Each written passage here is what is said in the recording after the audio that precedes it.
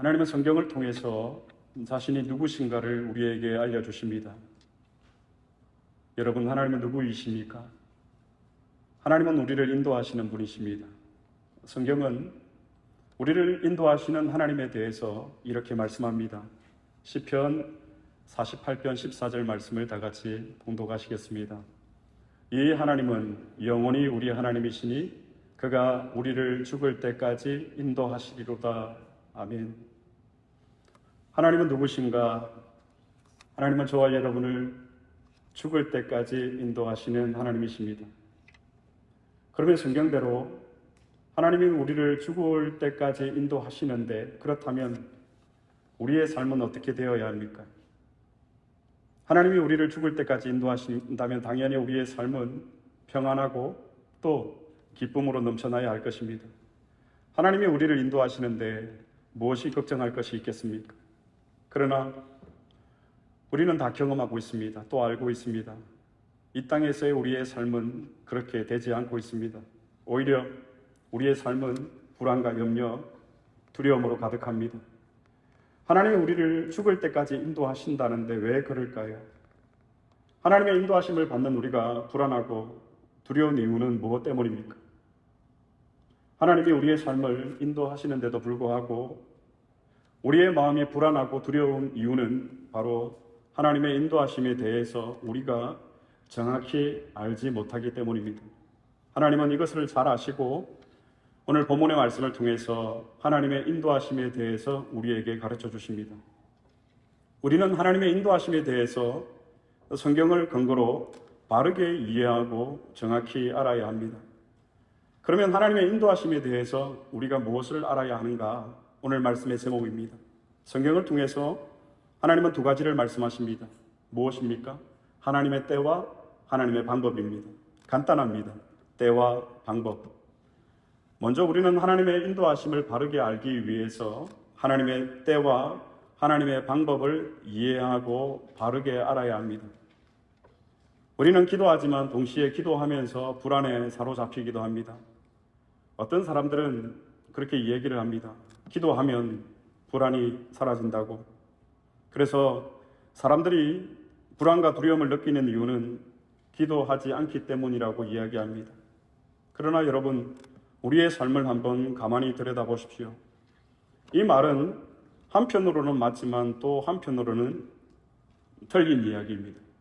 우리가 열심히 기도하지만 우리는 불안과 두려움을 느낍니다. 특히 심각한 위기가 우리에게 닥치면 이런 현상은 우리에게 더 심해집니다. 우리가 잘 아는 욥도 사실 이 사실을 숨기지 않고 있습니다. 욥기 21장 6절 말씀을 다 같이 봉독하시겠습니다. 내가 기억하기만 하여도 불안하고 두려움이 내 몸을 잡는구나. 욥은 하나님이 인정하시는 사람이었습니다. 그런 욥에게 고난이 찾아올 때 욥이 얼마나 기도를 많이 했을까요? 어느 때보다도 더 간절히 욥은 기도했습니다. 그럼에도 욥은 그의 마음이 불안과 두려움에 잡혀 있다고 우리에게 솔직히 털어놓습니다. 내가 기억하기만 하여도 불안하고 내 몸을 잡는구나. 우리는 기도하지만 또 동시에 불안에 빠질 수가 있습니다. 우리는 기도하지만 동시에 불안에 두려움에 사로잡힐 수가 있습니다. 왜냐하면 우리는 연약한 인간이기 때문입니다. 하지만 우리에게는 이 분명한 한 가지 확신이 있습니다. 하나님이 나를 인도하신다. 하나님이 우리를 인도하신다. 여러분, 만약 우리에게 이 확신이 없다면 우리는 도무지 기도할 수가 없습니다. 그러나 기도하면서 우리의 마음은 어떻습니까? 불안하고 두렵습니다. 왜일까요?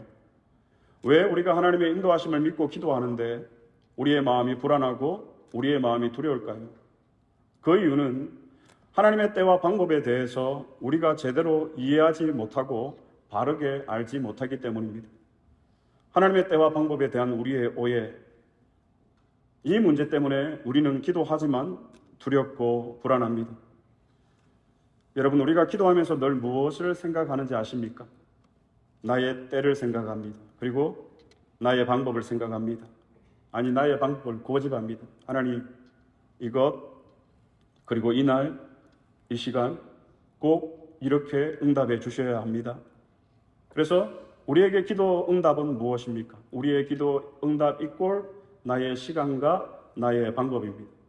우리의 기도문의 결제란의 사인을 하나님께서 하셔야 되는데 우리가 이미 그 기도란에 우리의 사인을 하고 난 다음에 하나님, 나의 때, 나의 방법, 우리가 이것을 요구하고 있습니다. 일반적인 우리의 기도의 모습입니다. 그래서 우리는 내가 생각하고 있는 그 때와 그 방법으로 어떤 일이 반드시 일어나야 합니다. 만약 내가 기대하는 그 시간에 그 방법대로 그 응답이 일어나지 않으면 우리는 하나님이 나의 기도에 응답하지 않으셨다라고 생각을 합니다. 여러분, 바로 이 잘못된 오해가 기도하는 우리를 불안과 두려움으로 몰아갑니다. 그러므로 우리는 하나님의 인도하심을 생각하고 기도할 때에 무엇보다 먼저 하나님의 때와 하나님의 방법에 우리의 시선을 맞춰야 합니다. 오늘 본문은 사도 바울이 예루살렘에서 당한 환난을 설명을 하고 있습니다.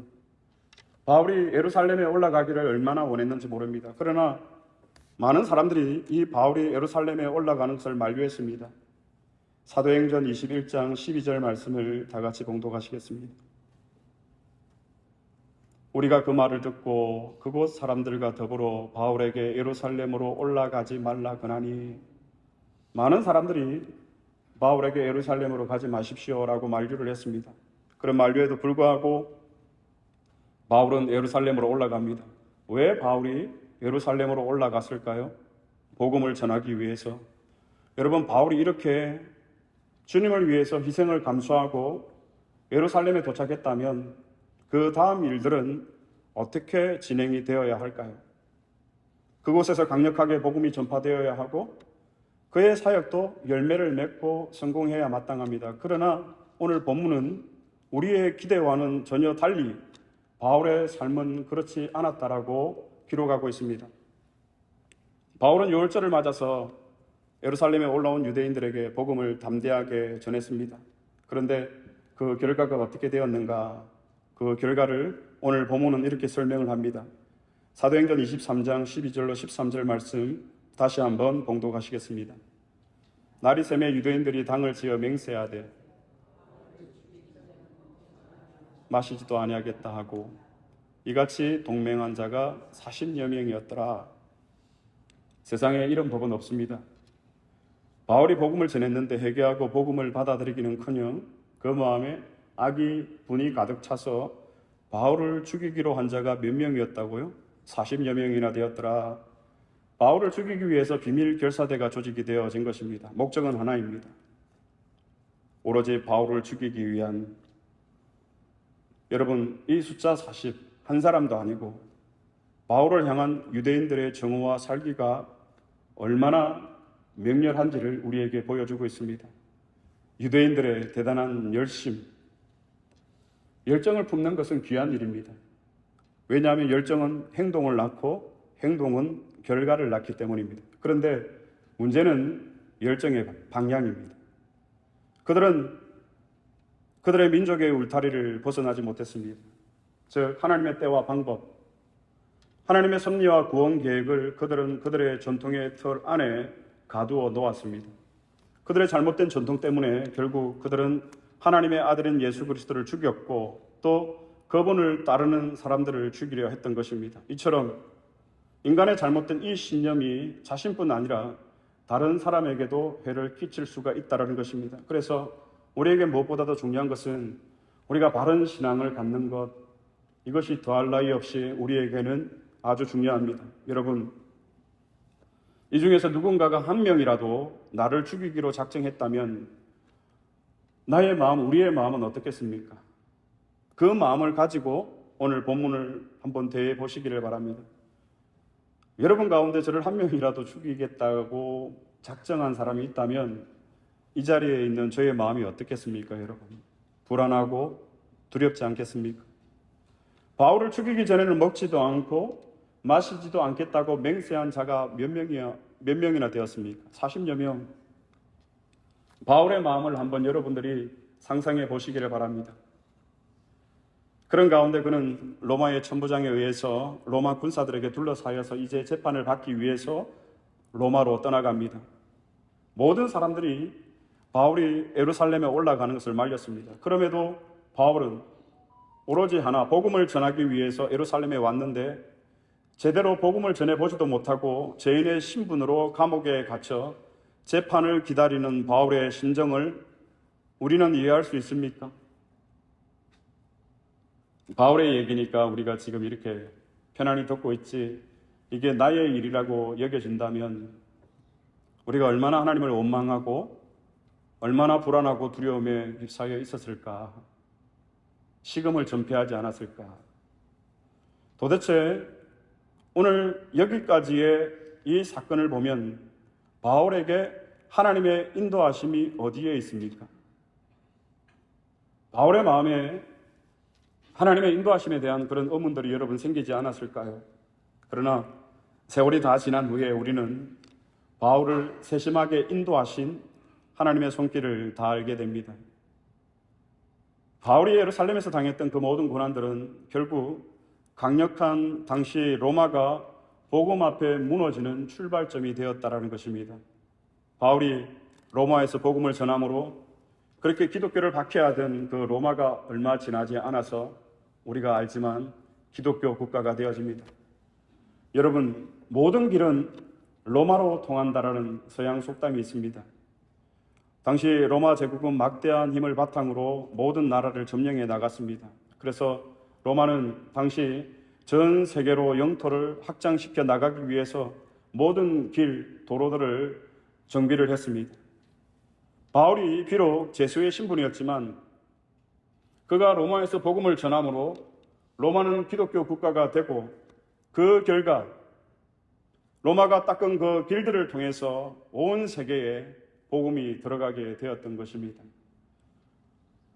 우리는 지금 그 모든 결과를 다 알고 보았기 때문에 이렇게 감탄할 수가 있습니다. 그러나 여러분, 이 결과를 전혀 모르는 바울의 심정은 어땠을까요? 오늘 본문이 이야기하는 내용이 무엇인가? 하나님의 때와 우리의 때는 다르다라는 것입니다. 하나님의 때는 우리의 때보다 훨씬 더 깁니다. 우리는 내 눈앞에 펼쳐지는 현상을 보고 모든 것을 판단하지만 하나님은 훨씬 길게 우리의 인생을 보시고 그렇게 인도해 나가십니다. 바로 이 차이가 기도하는 우리를 불안하게 만드는 이유입니다. 바로 이 하나님의 때와 방법을 우리가 제대로 모르면 우리는 아무리 열심히 기도해도 불안과 두려움에 떨 수밖에 없습니다. 우리 유권사님 포스터가, 근사 합창단 포스터가 붙어져 있던데, 합창단 활동을 하시면서 음악 악보에 보면 프레이즈라고 있습니다. 이 여성의 눈썹처럼 길게 이렇게 악보의 마디 몇 개를 연결해 놓은 것입니다. 프레이즈. 독립되어 있는 이 마디를 마치 하나로 연결된 것 같이 연주를 하라는 것입니다. 그래서 음악에 있어서 이 프레이즈는 매우 중요합니다. 20대에 합창단 활동을 한 적이 있습니다. 그래서 전공하신 분들과 함께 지휘자 선생님 그 사무실에 가서 연습을 하는데 레슨 받는 학생을 어깨너머로 본 적이 있습니다. 그래서 이 지휘자가 계속해서 프레이즈를 강조했습니다. 야, 악보에는 없지만 계속 프레이즈를 생각하면서 불러라. 그 학생은 이렇게 노래를 부르는 거예요. 여호와는 나의 목자시니. 근데 이걸 프레이즈로 부르라는 거예요.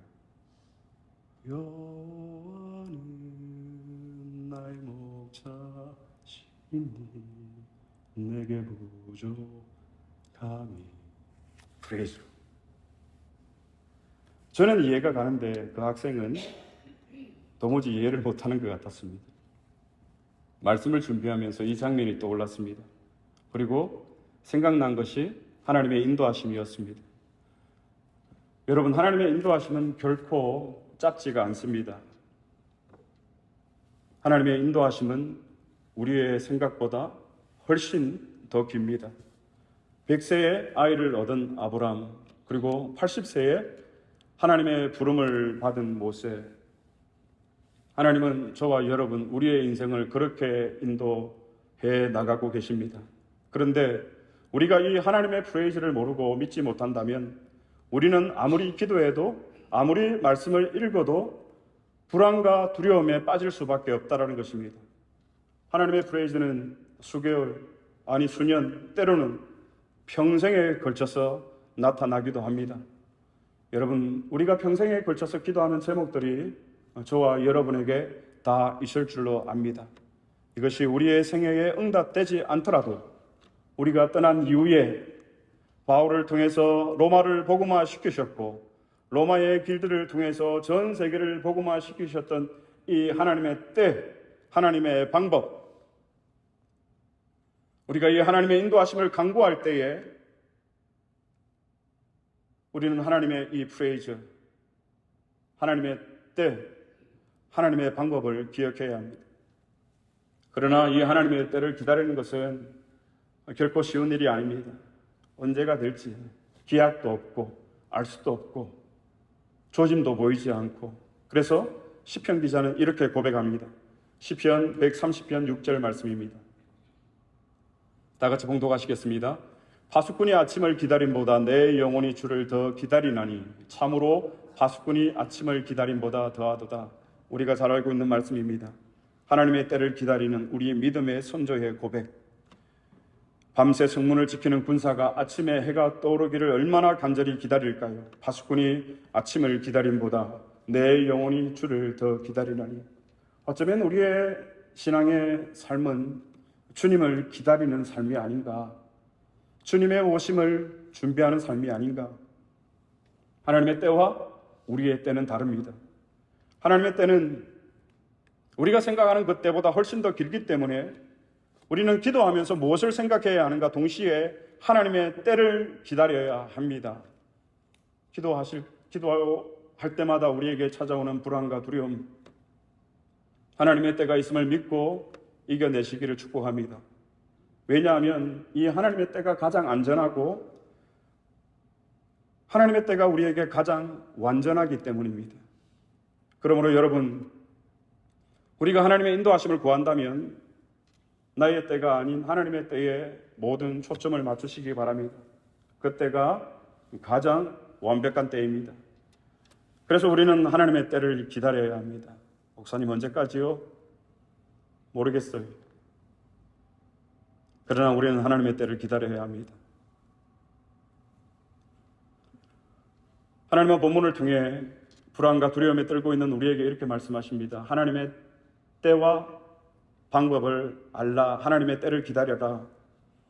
또 우리가 하나님의 인도하심을 구체적으로 받기를 원하면 무엇을 알아야 하는가? 하나님의 방법을 알아야 한다고 성경은 우리에게 가르쳐주고 있습니다. 하나님은 우리를 인도하실 때에 하나님의 때를 따라서 인도하실 뿐 아니라 하나님의 방법으로 저와 여러분 우리를 인도하십니다. 바울은 복음을 전하기 위해서 목숨을 걸고 예루살렘에 왔지만 결국 그는 체포되어서 재판을 받기 위해 로마로 압송되어져 갑니다.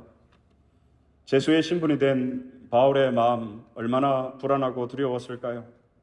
복음을 전해보지도 못하고 나의 삶이 여기서 맞춰지겠구나, 자기하는 심정이 아니었을까요? 여러분, 이 일만 보면 결코 하나님의 인도하심이 아니었습니다. 그러나 우리는 하나님의 전체의 프레이즈를 한번 보시기를 바랍니다. 바울을 죽이기로 한 사람이 몇 명이었다고요? 40여 명이었습니다. 그런데 바울이 홀로 스스로 이들에게서 자신을 보호할 수가 있었을까요? 어떻게 한 사람이 혈기가 가득한 40명의 사람을 당해낼 수가 있겠습니까? 암살의 위협을 받고 있고 제수의 신분인 바울을 하나님께서 어떤 방법으로 인도하시는가? 누가는 오늘 이렇게 성경에 기록하고 있습니다. 사도행전 23장 23절 말씀, 다 같이 봉독하시겠습니다. 백부장 둘을 불러 이르되 밤 제3시에 가이사라까지 갈 보병 200명과 기병 70명과 창병 200명을 준비하라고. 당시 군대의 최고 높은 지휘관은 천부장입니다. 1000명의 군사를 거느린 사람, 천부장. 이 천부장이 백부장 둘을 부릅니다. 백부장은 100명의 군사를 거느린 사람입니다. 2명의 백부장을 불렀다면 몇 명의 군사가 동원된 것일까요? 200명의 보병, 그리고 오늘 기병 70, 그리고 창병 200, 합 몇 명입니까? 470명. 누구를 위해서? 바울을 보호하고 지키기 위해서 모집된 군사가 470명이었습니다. 바울을 죽이려고 한 그 40여 명의 사람들은 군사 교육을 제대로 받지 못한 사람들이었습니다. 바울을 죽이려고 하는 이 40명의 암살단이 일어나자 하나님은 어떤 방법을 동원하시는가? 잘 훈련된 로마의 용맹스러운 군사 470을 일으키십니다. 사랑하는 여러분, 이것이 하나님의 방법입니다. 만일 이 방법이 아니었다면 과연 바울이 살아서 로마에 도착할 수가 있었을까요? 바울이 로마에서 복음을 전해서 빌립보서에 보면 바울이 친해대에게 복음을 전했다라고 기록이 되어 있습니다. 이 복음이 로마를 통해서 전 세계로 전해질 수가 있었을까요? 제수의 신분이었던 바울을 하나님은 당시에 할 수 있었던 가장 완전하고 가장 안전한 방법으로 바울을 로마까지 무사히 도착시키십니다. 이것이 하나님의 방법입니다. 그런데 여러분, 중요한 것은 이것이 끝이 아닙니다. 로마에 도착한 후 일어난 일에 대해서 누가는 사도행전 마지막에 이렇게 소개합니다. 사도행전 28장 30절 말씀 다 같이 봉독하시겠습니다. 바울이 온 이태를 자기 셋집에 머물면서 자기에게 오는 사람을 다 영접하고, 여기서 온 이태는 감사합니다. 온 이태는 2년 동안, 그리고 셋집은 감옥의 개념이에요. 로마에 도착한 바울은 황제가 자신을 재판하기까지 2년 동안 셋집에 살았다라고 오늘 누가는 기록을 하고 있습니다. 2년 동안 이 셋집에 살았다. 바울이 가택 연금에 들어갔던 것입니다. 그래서 자신의 거주지에 감금되는 것이었습니다. 바울은 로마의 시민권을 가지고 있었기 때문에 아직 재판이 진행되지 않았기 때문에 이 2년의 시간을 이때 동안 셋집에 머물면서 거기서 지냈던 것입니다. 그런데 통상적인 이 면회는 가능했던 거예요. 사람들을 만나고 하는 일은. 거기서 바울이 2년 동안 무엇을 했는가? 사도행전 28장 31절 그 다음 말씀 시작. 하나님의 나라를 전파하며 주 예수 그리스도에 관한 모든 것을 담대하게 거침없이 가르치더라. 사랑하는 여러분, 하나님의 일하심이 보이십니까? 성경이 오늘 무엇을 우리에게 말하고 있는 것입니까? 복음 앞에 결코 무너지지 않을 것 같았던 그 강력한 로마가 바울로 인해 복음이 전파됩니다. 그리고 말씀드린 대로 얼마 지나지 않아서 기독교를 박해하던 로마가 기독교 국가가 되어집니다. 강력한 로마가 기독교 국가가 되자, 복음화되자 그 복음은 로마의 닦은 모든 길들을 통해서 온 세계로 번져나가게 되었습니다. 하나님의 놀라운 방법입니다. 바울의 인생의 마디를 잘라서 보면 불안과 두려움이지만 하나님의 프레이즈, 하나님의 긴 그 때의 시간들 속에서 인생의 전체를 보면 하나님의 인도하심은 가장 완벽하고 가장 아름답고 가장 안전했다라는 것입니다. 하나님께서 하나님의 때에 하나님의 방법으로 저와 여러분, 우리를 이렇게 인도하고 계십니다. 여러분, 로마를 복음화하는 데 있어서 이보다 더 좋은 완벽한 방법이 어디에 있었을까요? 이것이 바로 오늘도 살아계셔서 저와 여러분을 인도하시는 하나님의 인도하심인 줄 믿습니다. 지금 우리 가운데 어려운 그 마디 속에서 흔들리고 불안해하며 절망해하는 분들이 계십니까? 오늘 우리를 인도하시는 하나님의 이 말씀이 우리를 다시 살리는 생명의 말씀이 되기를 간절히 바랍니다. 사랑하는 여러분, 오늘 바울을 인도하시는 이 하나님의 때와 하나님의 방법, 하나님의 손길을 한번 보십시오. 그 놀랍고 신비한 가장 안전한 때와 방법, 바울을 인도하셨던 그 하나님이 지금도 저와 여러분, 우리를 인도하십니다. 당신의 가정을 인도하시고 당신의 자녀들을 인도하시고 우리의 교회의 앞길을 인도하실 것입니다. 그 사실을 믿고 붙드시기를 그리스도의 이름으로 축복합니다.